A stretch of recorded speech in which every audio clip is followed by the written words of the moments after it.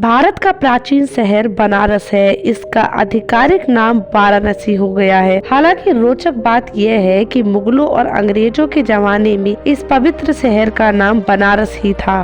वाराणसी का सबसे प्राचीन नाम काशी है। ये नाम करीब 3000 वर्षों से बोला जा रहा है। तब काशी के बाहरी इलाकों में 600 साल पहले बौद्ध पहुँचे। बौद्ध की कहानियों में भी काशी नगरी का जिक्र आता है। वैसे तो बनारस के कई नाम हैं, जिसमें वाराणसी, काशी, आनंद वन, अभिमुक्त क्षेत्र, मोक्षपुरी, विश्वनाथपुरी आदि नाम शामिल है। स्कंद पुराण में बनारस को शिव की नगरी भी कहा गया है। ऐसा माना जाता है कि भगवान शिव ने बनारस में ही मोक्ष प्राप्त किया था। अब ऐसे में बनारस के नाम का इतिहास क्या है और इसकी पौराणिक कथा क्या है, आइए जानते हैं इस वीडियो में। प्राचीन काल में यह शहर काशी के नाम से जाना जाता था। यह हिंदू धर्म के सबसे पवित्र शहरों में से एक था। ऐसा कहा जाता है कि भगवान शिव यहाँ निवास करते हैं। काशी एक महत्वपूर्ण शिक्षा और संस्कृति का केंद्र भी था। यह शहर मोक्ष के लिए भी जाना जाता है। वही मध्यकाल में मुस्लिम शासकों ने इस शहर पर विजय प्राप्त की। उन्होंने इसका नाम बनारस रखा। इसके बाद आधुनिक काल में बनारस ब्रिटिश शासक के अधीन आ गया। आजादी के बाद 24 मई 1956 को इस शहर का आधिकारिक नाम वाराणसी हुआ। पौराणिक कथा के अनुसार काशी का नाम ऋषि कश्यप के नाम पर पड़ा है। कहा जाता है कि उन्होंने इस क्षेत्र में तपस्या की थी और शहर की स्थापना की थी। वही काशी में काश का अर्थ प्रकाश है, इसलिए काशी को प्रकाश का शहर भी कहा जाता है। वही दूसरी कथा के अनुसार काशी भगवान शिव के त्रिशूल पर टिकी है। कैलाश के बाद भगवान शिव का निवास स्थान काशी ही माना जाता है। काशी के कण कण में शिव वास करते हैं। यही जीवन का प्रारंभ है और यही अंत होता है। इस शहर को भगवान शिव का निवास स्थान माना जाता है। इतना ही नहीं, यहाँ काशी विश्वनाथ मंदिर भी है जो भगवान शिव को समर्पित है। काशी में काशी विश्वनाथ मंदिर 12 ज्योतिर्लिंगों में से एक है। ऐसा माना जाता है कि एक बार इस मंदिर के दर्शन करने और पवित्र गंगा में स्नान कर लेने से मोक्ष की प्राप्ति होती है। यह मंदिर गंगा नदी के पश्चिम तट पर है। कहा जाता है कि इस मंदिर का दोबारा निर्माण 11वीं सदी में राजा हरिश्चंद्र ने करवाया था। साल 1194 में मोहम्मद गौरी ने इसे तोड़वा दिया था। मंदिर को एक बार फिर से बनवाया गया, लेकिन साल 1447 में इसे फिर से जौनपुर के सुल्तान महमूद शाह ने तोड़वा दिया। इतिहास के पन्नों को पलटे तो पता चलता है कि काशी मंदिर के निर्माण और तोड़वाने की घटनाएं 11वीं सदी से लेकर 15वीं सदी तक चलती रही। साल 1585 में राजा टोडरमल की मदद से पंडित नारायण भट्ट ने इसे बनवाया था, लेकिन साल 1632 में शाहजहां ने इसे तोड़वाने के लिए सेना की एक टुकड़ी भेज दी। हिंदुओं के विरोध के कारण सेना अपने मकसद में कामयाब नहीं हो पाई।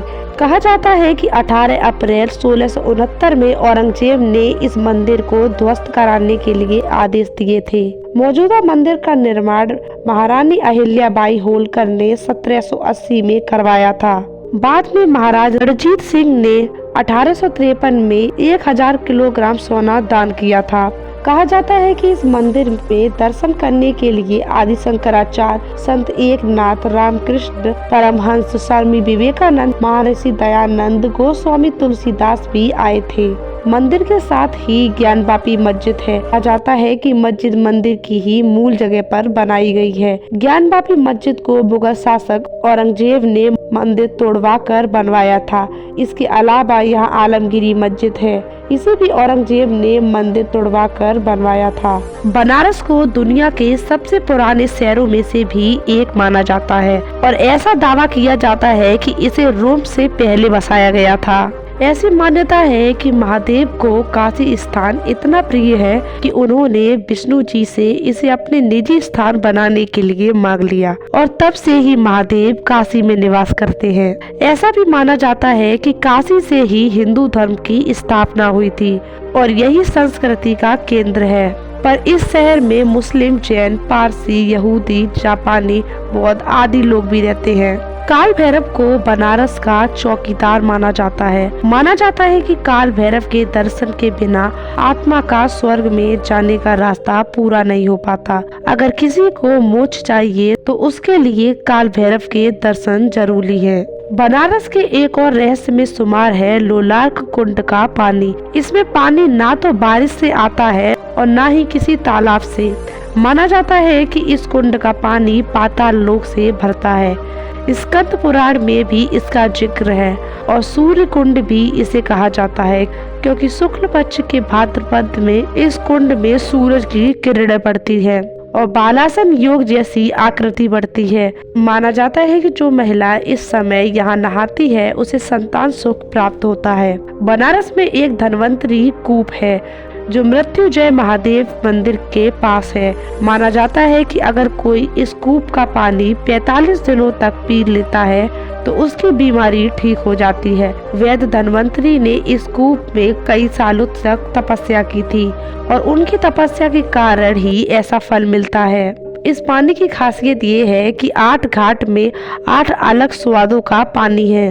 बनारस से जुड़े अनोखे रहस्य में से एक ये भी है कि बनारस को मानव शरीर की तरह बनाया गया है और यहाँ पर मान्यता के अनुसार 72,000 शक्ति स्थलों यानी मंदिरों का निर्माण किया था। मानव शरीर में भी इतनी ही नाड़ी होती हैं।